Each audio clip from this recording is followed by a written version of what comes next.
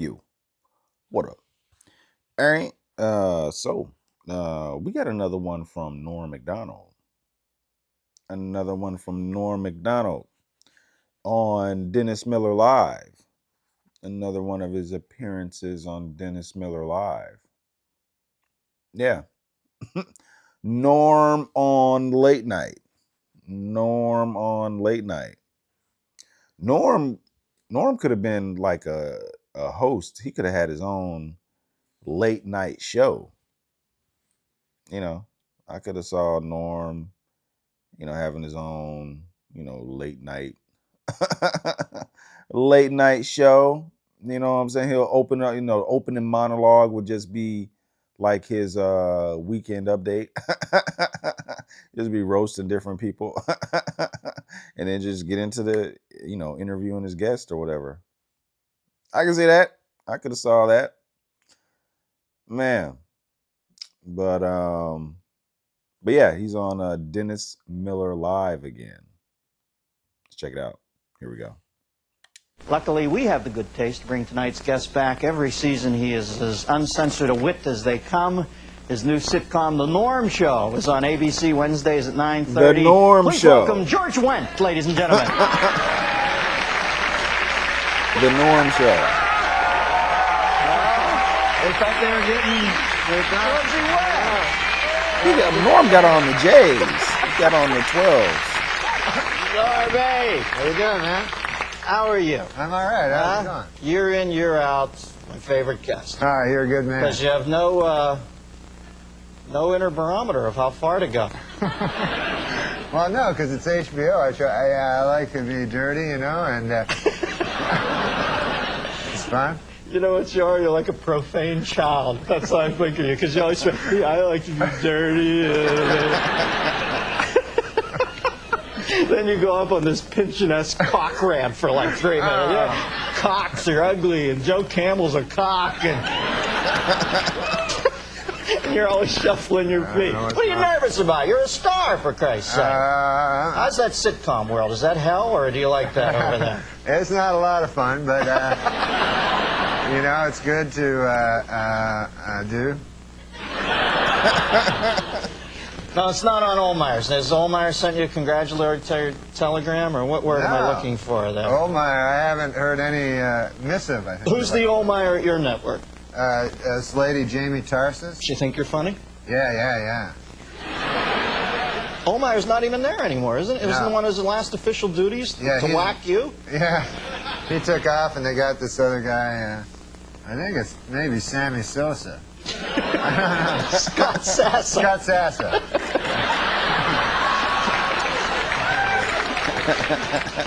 All right, now I'm going to do a Rorschach thing. What flashes into your mind when I say bad taste? What do you find bad taste? Well, there was this performance art guy, I remember in New York, that his whole big thing was he'd take a picture of our Lord and Savior Jesus Christ of Nazareth, and then... Oh, that's Jesus Christ. Yeah. And then his whole act is he'd piss on it with his cock. Wow, at least he showed respect. He could have pissed with his, what, arm? You're right. So I thought that was really and horribly bad That's over taste. the line, as far Yeah, as... because Jesus Christ, he died for the guy's sin, and then the guy pisses on his picture. And it was a picture of Jesus dying for his sins. Like he was on the cross going, oh, I'm dying for the guy's sins. And then this guy's like pissing all over it. But, when Judgment Day comes, he's going to have to face Jesus Christ of Almighty of Nazareth, And Jesus is going to say, hey, asshole, what's with the peeing on my picture? That negates every other good thing he ever did, It's like, you don't piss on my picture. No.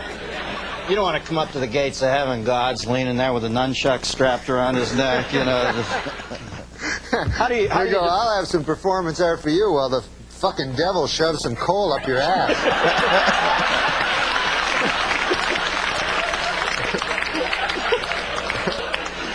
As I said before, the childlike outro, but effective. How do you define bad taste? Is it like beauty? Is it in the eye of the beholder, or what? Yeah, it kind of is. You know, it depends on what people. Some people like get all upset over certain words, like they think that like girls all the time, man. When I'm talking to them, like if I go, "Hey, how about you and I like fuck?" You know, and then the girl always goes like, "I don't fuck, I make love. I make love," and I go, "I don't care, whatever you want to call, as long as my dirty cock's involved, you know, I don't care. I'm not gonna get in a semantic argument. You know, you can call it making a grilled cheese sandwich as long as there's a lot of me doing that kind of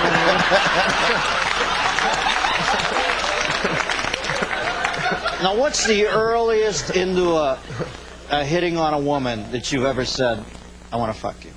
Like how, you give it a couple minutes, right? I try to get into it pretty quick. You know? Throw that trump card down. No, you're in the game. I don't, because I don't ever ask them to, would you like to have dinner? I don't really like having dinner with them, or having a drink with them, or anything like that. You know, so that's your sort of exchange with women is... Yeah, I say, "Hey, how about you and me fuck?" And then they go, "No." And then they go, "How about we have dinner?" And I go, "I don't like dinner, you don't like fucking."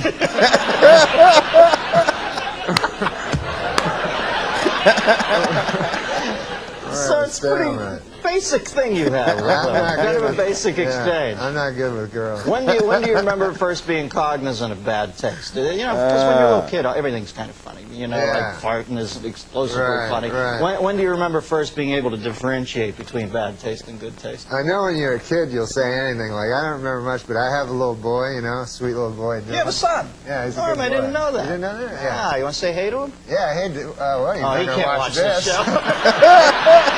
That's what I always say. You can't watch Daddy. Right. So little Dylan and I went to El Pollo Loco. Yeah. His original name was Zimmerman, though, right? I thought that would be the coolest name. As I was a kid, I never heard anybody named Dylan. I said, this will be because I love Dylan Thomas. Right. So I said, this will be a cool name for a kid, and I thought it'd be unique, and now every fucking kid is Dylan. And they named him after that 90210 guy. Can you imagine? That's what I read in not a book, but a periodical. So anyway, little Dylan and I were getting some chicken at the Pollo Loco. Right. And kids are so wonderful, you know that. Unfiltered. They're unfiltered, exactly. Yes. So we're standing beside this huge fat broad, you know. And so not as unfiltered as Daddy, but unfiltered. So me and little Dylan are behind her, and he goes, "Daddy, look how fat she is." And then so I had not said, you're not supposed to call fat people fat to him, so it wasn't his fault. So I said, "No, Dylan, shit, enough with that." And he goes, "I bet she's going to eat a lot of chicken. I bet."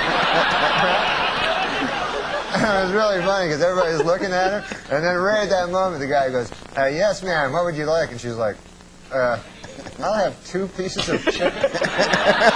You know, she was going to order like 8 full whole chickens, you know? Well, how do you know that? Yeah. How do I know that? Yeah, maybe she wasn't going to order 8 full chickens. No, maybe she was... because right when she ordered the 2 chickens, she did like the shifty eye, you know? I don't do a good shifty eye. So you're behind her in line and yet able to discern the subtle REM-like movements of her eyeballs. You got me on that one. I made that part up. You don't even have a son! For the purposes of that anecdote, I am not Darren. I thought you were going to be quick and say, it was Linda Blair! We got a phone call for you, believe it or not. Fat woman from El Pollo Loco. No. It's Murtaugh from Miami, Florida. Murtaugh. Hey, Dennis. Hey, Norm. How are you, Mert? I'm good. You know, I can't wait to see your new show. It really looks good. Oh, yeah? Wait, when's it on again, Normie? Remind me. You're one of my friends. I'll let you plug capriciously. Okay, it's on oh, come on, you gotta get this. Huh? When is it on? Are you in it? Yes. It's on Wednesday at 9:30 on the American Broadcasting Corporation. All right. So, what's your question there, Mert? Okay, why is it people like this annoying Joan Rivers, you know, always criticize people's bad taste at the Academy Awards, you know, like Gwyneth Paltrow, who's like the hottest chick on earth. And Well, she has no taste in fashion whatsoever, you know, man? I mean, God.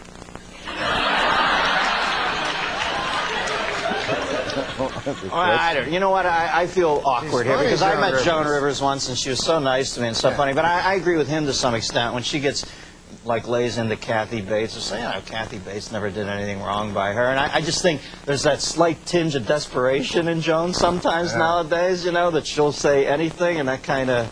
Yeah. I don't know. Sometimes that makes me uncomfortable. But, you know, she's a good dame. She does a great show there. I hate slamming other celebrities. Yeah. You know what I mean? Remember when Spade did that, how he lived his life in fear? To Eddie?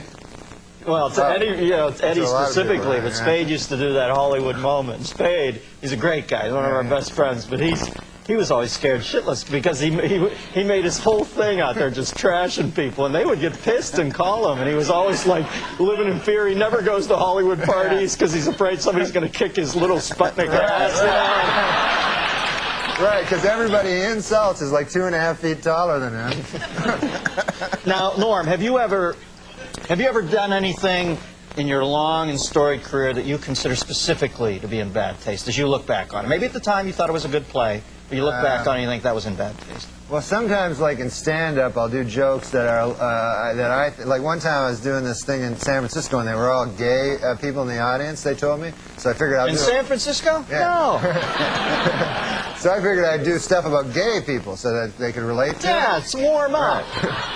They love that. And so I was talking about, because I went to this gay pride parade, and I saw in it there were these old men and old ladies like with these signs that said, "We are proud of our gay son," you know. And so I was saying that's an odd thing to be proud of, you know, because it's not an achievement, you know. It's not like something you work all your life to be gay or anything like that. And I just wondered. I had a hard time believing that these 50, 60-year-old men are actually bragging, you know, at work like they're, "Hey, Bill, you know, my kid, oh my God, we're proud of him, Johnny.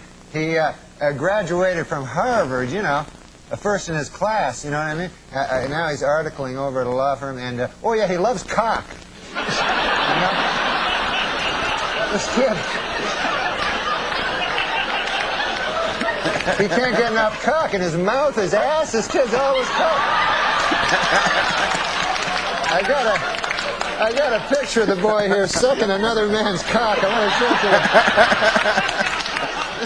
To watch the maturation of you as an artist to realize it took you 9.5 minutes to get around to the second cock stop. It's beautiful to see you comfortable in your own skin, Normie. All right. The Norm Show, 9:30. What night? Wednesday? Yeah, Wednesday. ABC. Good luck with it. Norm Macdonald. Stick around. Norm will do the news. Norm Macdonald.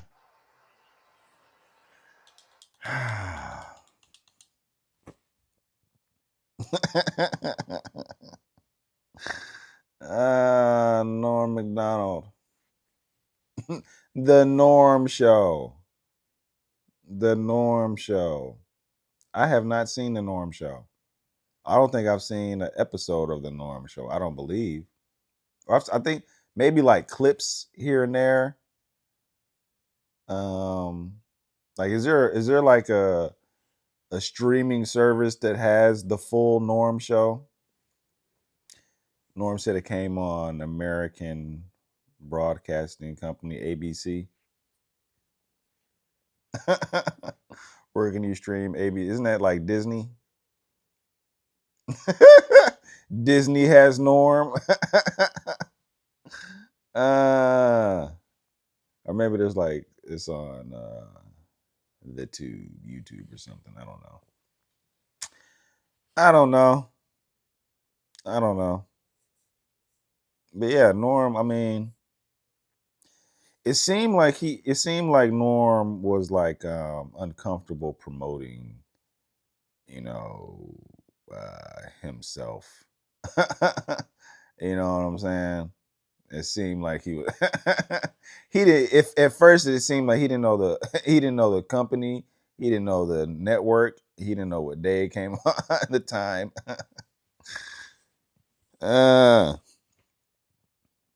He just loved comedy.